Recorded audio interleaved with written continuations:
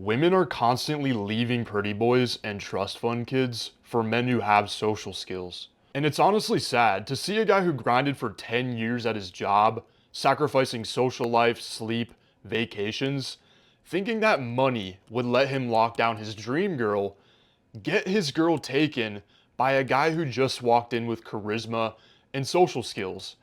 And the same things happens to gym bros and looks maxers.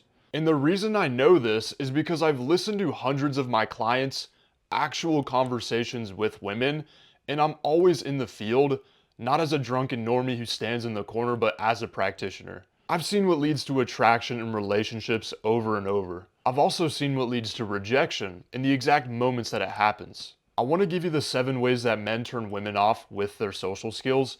And the good news is that when you know this, you're going to be able to weed it out of your communication. And the exact opposite is what's going to turn women on. And the first one is a lack of certainty, a lack of conviction, a lack of belief in yourself. So, for example, a guy doing a half-ass open, right? So they might want to start a conversation with a girl, but they don't fully commit into opening that conversation. So they're not really projecting their voice loud enough so that the girl can hear them. Or they don't really get in front of the girl. They don't really want to get in the conversation with the girl. So they're like, hey, excuse me.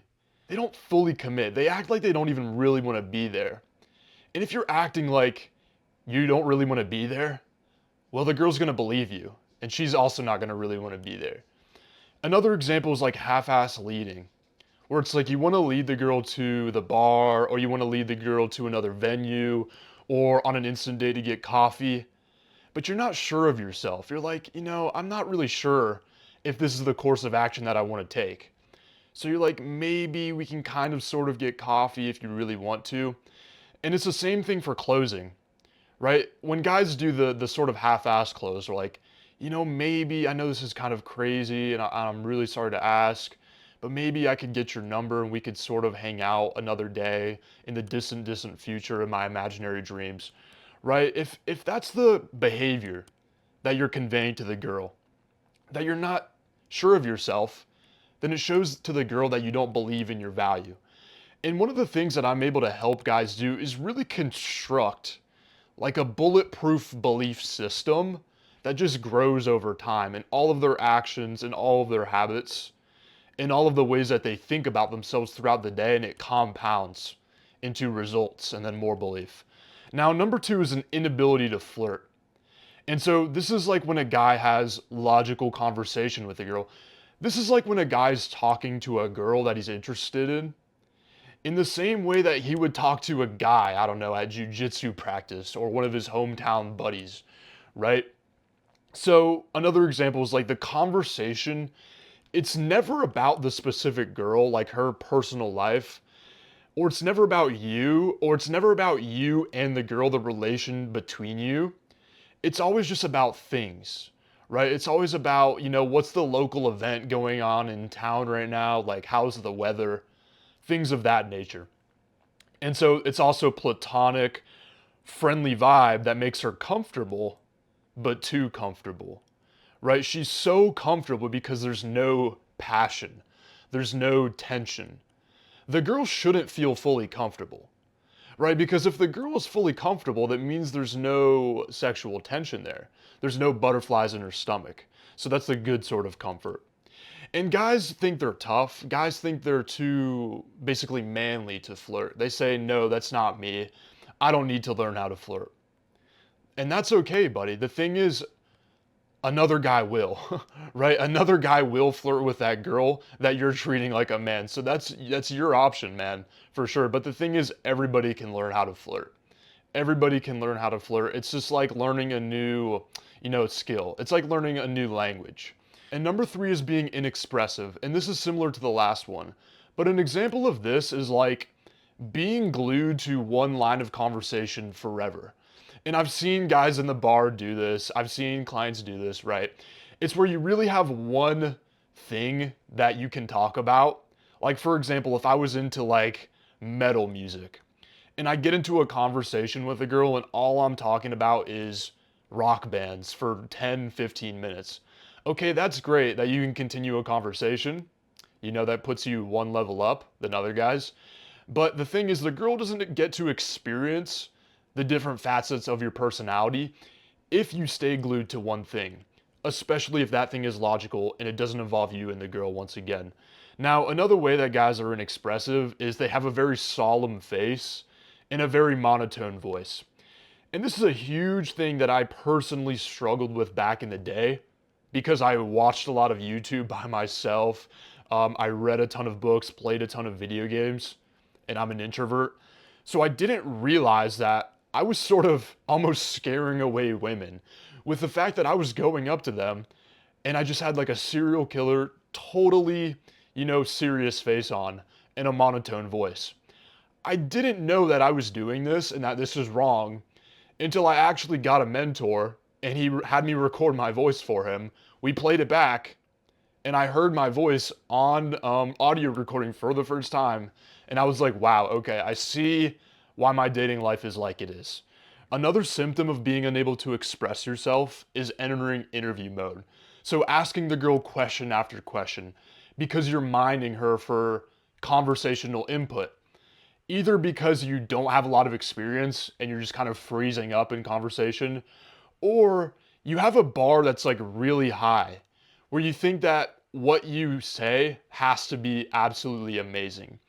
And the thing is that guys think they're not interesting or they think they have nothing to say when the reality is they have 20 or 30 or 40 or 50 years of experience in life, of stories, of opinions, etc. But the problem is they put themselves in a state of unconsciousness throughout the day. They're constantly putting their brains on sleeper mode when they're constantly watching YouTube, Netflix, and they also just need to learn how to express themselves. This is one of the major things that I'm able to help guys do. And number 4 is being nervous. And nervousness is bad for a lot of reasons. Number 1, when you're nervous, you're actually making the girl a bit nervous, right? It's like if you've ever been around somebody who is depressed, it also made you a little bit sad too, right? If you're around somebody who is like really happy and always joyful and joking, it rubbed off on you because we have mirror neurons, right? So the way that we're feeling, it transfers into other people a little bit. And reason number 2 is just because, well, you're nervous, right? You don't want to feel nervous. It's a negative feeling. And also because when you're nervous, it's harder to be present when you're afraid. It's harder to continue talking, to come up with something to say, or at least to express it, right? And it is a little bit of it's a lower value trait, right? Like if I compared a guy who is completely calm versus a guy who is completely nervous and sweating bullets, obviously the confident guy would do better, right? Now, with that being said, this is a reason why a lot of guys don't get into social skills in the first place, is they think that they need to start off as a completely confident guy. And they don't want to appear nervous around women, so they don't want women to see that on them. Now, the thing is that's not true. When I first started out and I first started doing this, I was completely nervous, right? I was sweating bullets. I would be blushing when I would be talking to a girl. I would be stuttering. And the thing is, I was still able to attract a lot of these women and go on dates with a lot of these women. Okay, because when you like approach a girl, for example, and you're a bit nervous, it shows a bit of realness. It shows like, okay, this guy's a good guy. Like he's a normal guy. He's not like a psychopath serial killer. So it's okay to be a bit nervous as long as you're able to continue talking in the conversation, right? And what's going to happen eventually is if you stay in that conversation, you're eventually going to warm up to the girl. She's going to open up to you a little bit more and you're going to relax. So it's okay. And another nervous behavior is like mumbling. Like I used to be a mumbler. It's like I would say something to a girl. I'd be like, "Hey, you're cute, but you seem like you'd be trouble." And the girl was like, "Huh?" And especially in a club or a loud environment, you need to be able to speak clearly so that the girls can hear you. Say it with your chest. Another one's inability to hold eye contact. This one is huge. This one is huge. Eye contact shows confidence. Eye contact is what allows you to connect with the girl. They're the windows to the soul.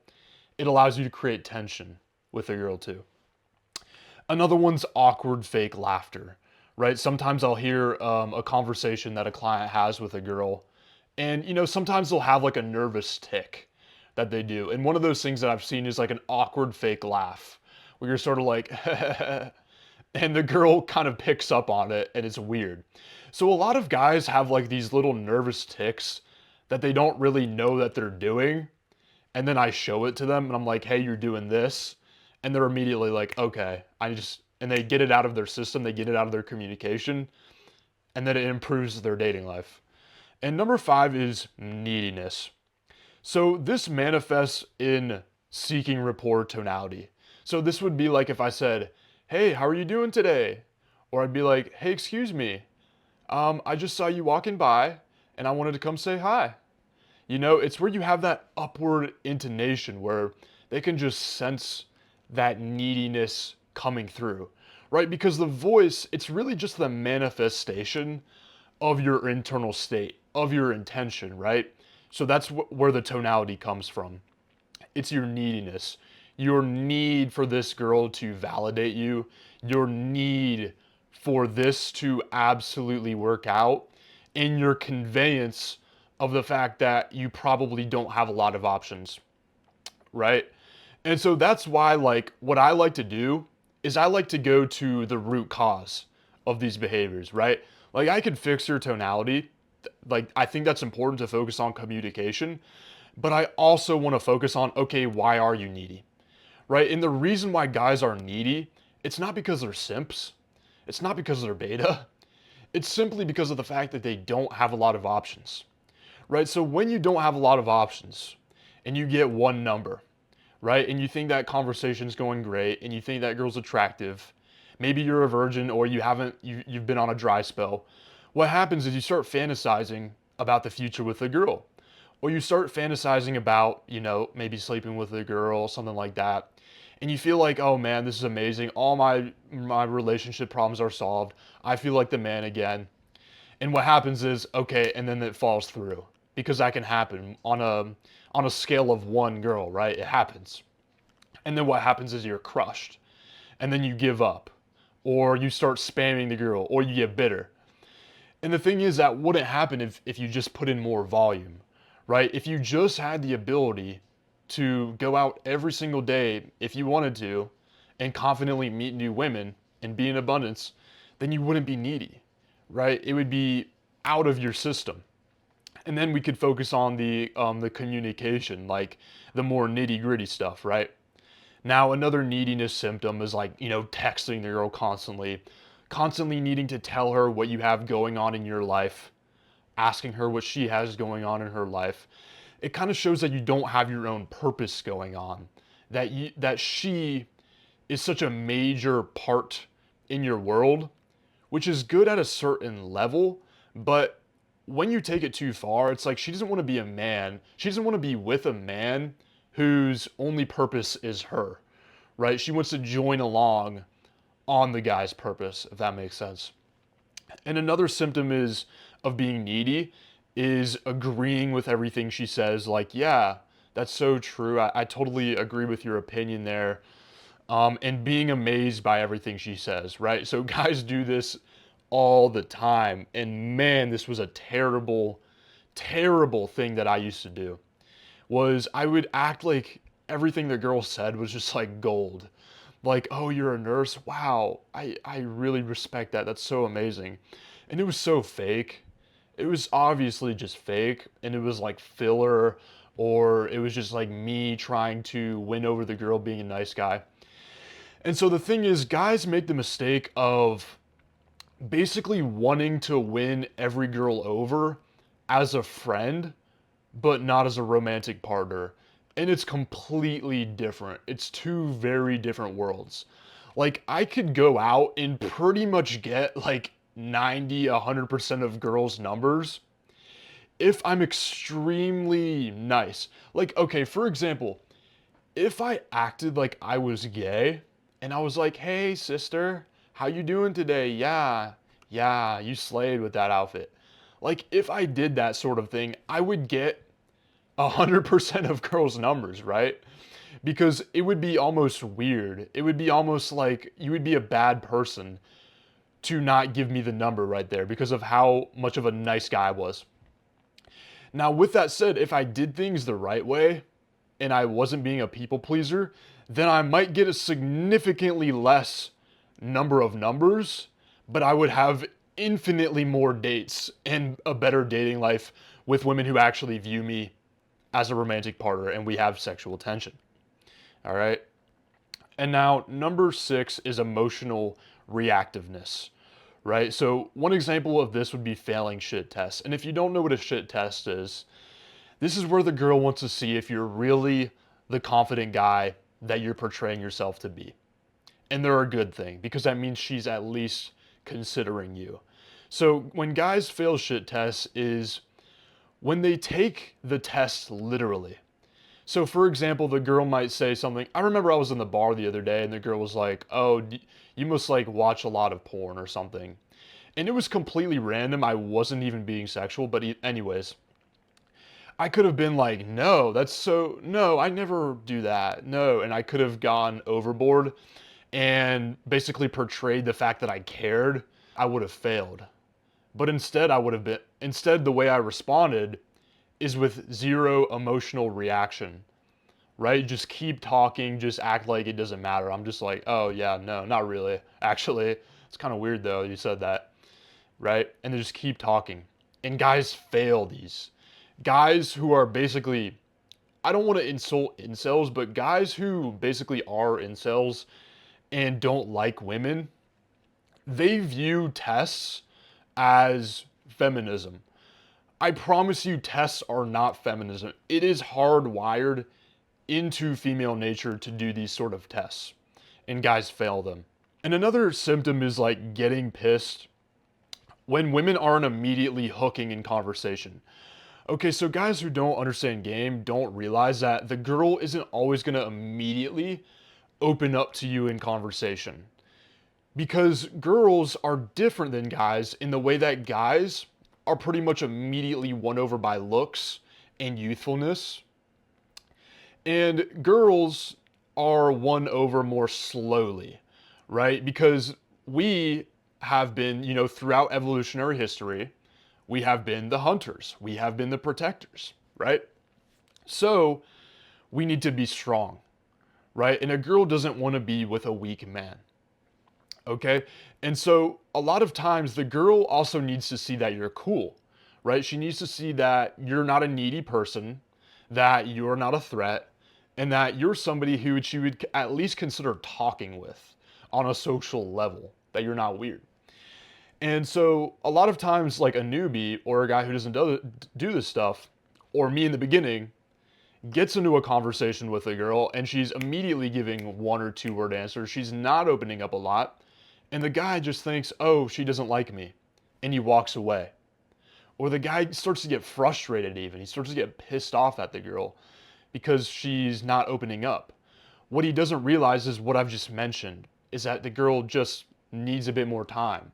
Another thing is when guys have like a low moment in an interaction and then they get in their head and they quit. Okay, so a low moment might be like, okay, things got a bit boring for a second, or he said a joke that wasn't really that funny, or maybe he did like a tease or something flirting that maybe was a bit over the top for the girl, and she reacted in a certain way. And so what happened was, because the guy doesn't have an emotional stability, and he's reactive, is he immediately starts to get in his head, or he immediately starts to think, okay, now I'm rejected, when really he could have just maintained his chill, changed the subject, backed up, or even apologized, depending on the scenario, obviously, and kept it going. And he could have like literally formed a relationship with a beautiful girl if he just had that emotional stability. So I literally have exercises that I do with my one-to-one clients where we practice this, where I put them sort of in the fire a little bit, and we practice this off the field so that when they're on the field, it's like, boom, I'm ready for it, girl. Come on. And number 7 is a lack of social awareness. So this could be making the girl feel like a slut. So like you're trying to make out with the girl in front of her friends. Or you're like really agenda'd. Like you're really trying to plan out having sex with a girl instead of taking the pressure off of it. Being like, let's just let this happen naturally. Right? The girl doesn't want to feel like a slut. Okay? That's a part of our culture. Another example would be like not befriending her friends. That's a lack of social awareness. Like you just go up to the girl that you're interested in, but you never even like sort of say what's up to the friends at all. You never even like win over the friends. It just shows a lack of empathy for the other people that are in the group, for her friends, and they're not going to like you. Another example would be like escalating too quickly, like going from 0 to 100, right? Like I talked about earlier in this video, women are more like a dial. They need, foreplay. They need to be turned on slowly. It would be sort of like just sticking it in dry, right? It's just messed up. You just don't do that, man. And I teach guys how to do this. Another example would be an energy incongruence for the setting. So like for example, if I was in like a quiet like Barnes and Nobles like coffee shop, the Starbucks and the Barnes and Nobles, and I go up to the girl and I have a crazy like energetic personality and like my flirting, my teasing's just off the wall and I'm like just bouncing here and there. It wouldn't make sense for that environment because the girl's probably sitting there like chilling. She's probably like reading something, doing some work. It just shows a lack of awareness for the setting that I'm in. Now, those were the social skills that you need to know if you want to be incredibly attractive and if you want to have an amazing dating life. And it's possible you can learn them all by yourself through trial and error. The question is, do you want to hit a level in 8 years that you could have hit in 8 weeks? Now, if you're a fast lane kind of guy, I want you to apply for my mentorship. I've helped men who are just like you to absolutely crush it and go on consistent dates with quality women who are investing and who respect them. So I want you to click the link in the description, go to my website for more information, and I'll see you guys soon.